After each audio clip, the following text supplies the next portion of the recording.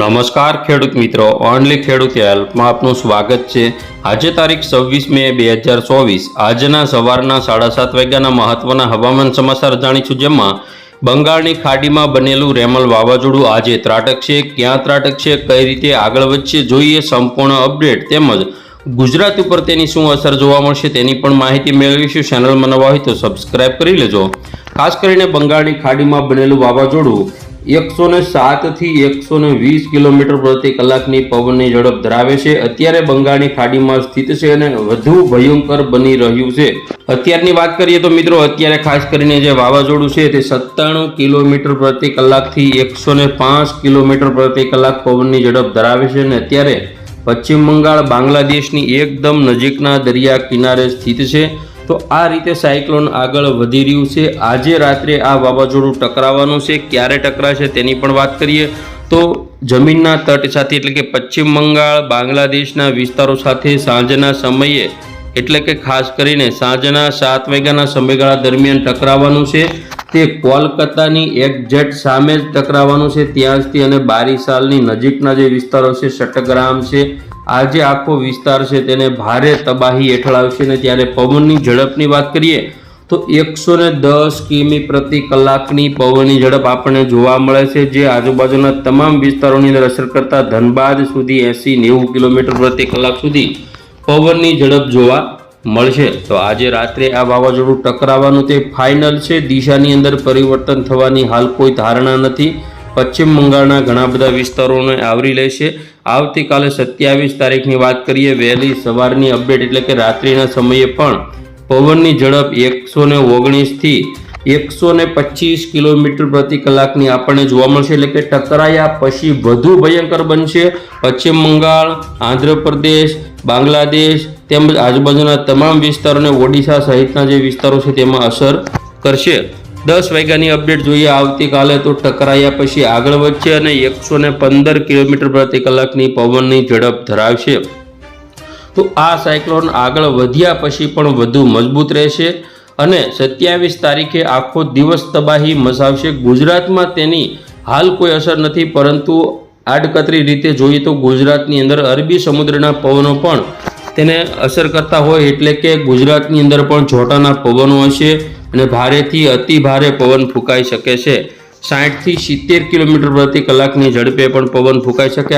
આવતીકાલે બપોર પછીના સમયે બાંગ્લાદેશના જે વિસ્તારો છે તેને અસર કરશે અને ભારે પવન ફૂંકાવાની પણ સંભાવના રહેલી છે। તો આ રીતે સાયક્લોન 28 તારીખ સુધી હજુ પણ થોડું ઘણું મજબૂત રહેશે, ત્યાર પછી તે નબળું પડશે। તો હવે આપણે વાત કરવાની છે ગુજરાતમાં પવનની ઝડપ કેવી રહેશે।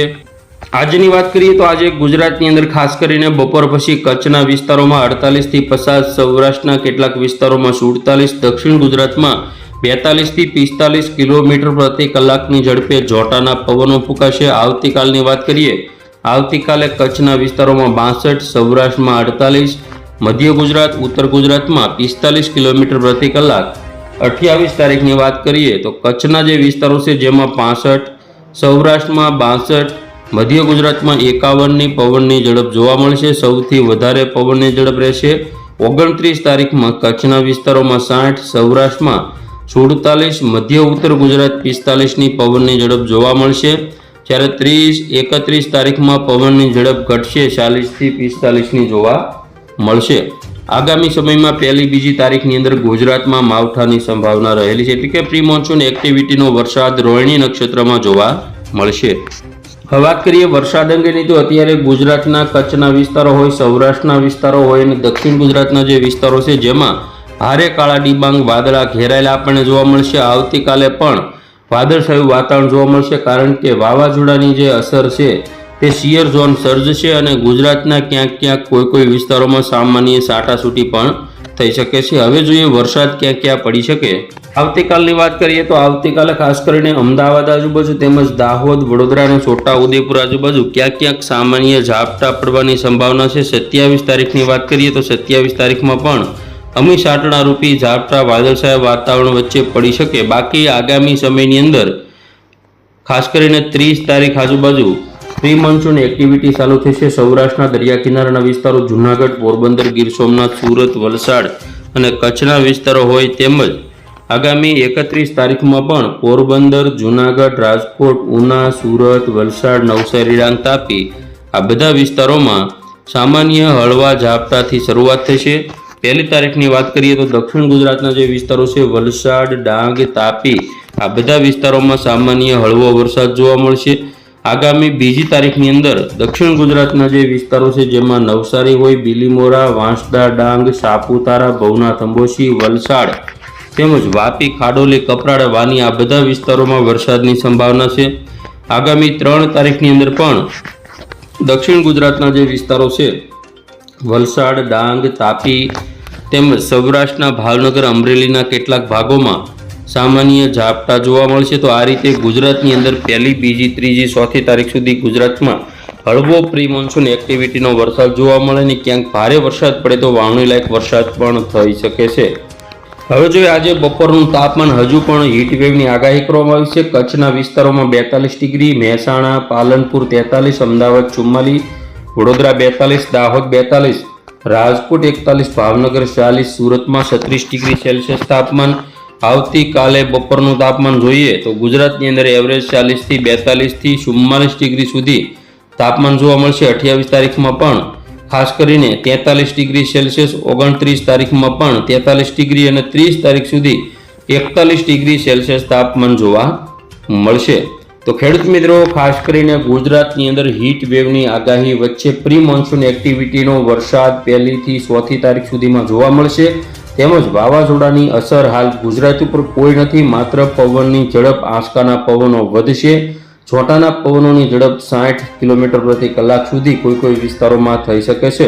તો હવે મિત્રો આપણે વાત કરીએ કે ચોમાસું અત્યારે ક્યાં પહોંચ્યું છે. તો ચોમાસું અત્યારે કેરળની અંદર પહોંચવાની પૂરેપૂરી સંભાવનામાં છે, કારણ કે કેરળની અંદર ભારે વરસાદ પણ ખાબકી ચૂક્યો છે. આગામી સમયમાં અરબી સમુદ્રમાં એક વાવાઝોડું પણ બનવાની સંભાવના છે. જે અરબી સમુદ્રમાં વાવાઝોડું બને તો તેની અસર ગુજરાત ઉપર થાય, પરંતુ હાલ પૂરી અપડેટ નથી. અત્યારે બંગાળની ખાડીમાં જે સાયક્લોન બન્યું છે તે સાયક્લોન બાંગ્લાદેશ આજુબાજુ ફંટાઈ જવાનું છે, એટલે કે ગુજરાત તરફ આવવાની તેની હાલ કોઈ સંભાવના નથી. તો આ રીતે બંગાળની ખાડીનું વાવાઝોડું હોય તે ગુજરાત ઉપર માત્ર વાદળછાયું વાતાવરણ, શિયર ઝોન બને, વરસાદ પડે, માવઠું થાય એવી શક્યતાઓ રહેતી હોય, પરંતુ અરબી સમુદ્રનું જે વાવાઝોડું બને તો ગુજરાત ઉપર એટેક કરી શકે અથવા ઓમાન તરફ જાય તો પણ ગુજરાતના જે વિસ્તારો છે જેમાં ભારેથી અતિ ભારે પવન એટલે કે 80 કિલોમીટર પ્રતિ કલાક કરતાં પણ વધારે પવનની ઝડપ જોવા મળી શકે. તો આવું બધું હોય છે. ખેડૂત મિત્રો આ હતા અત્યારના સવારના 7:30 વાગ્યાના હવામાન સમાચાર. ફરી વખત આપણે મળીશું નવી અપડેટમાં. ત્યાં સુધી જોતા રહેજો ઓનલી ખેડૂત હેલ્પ.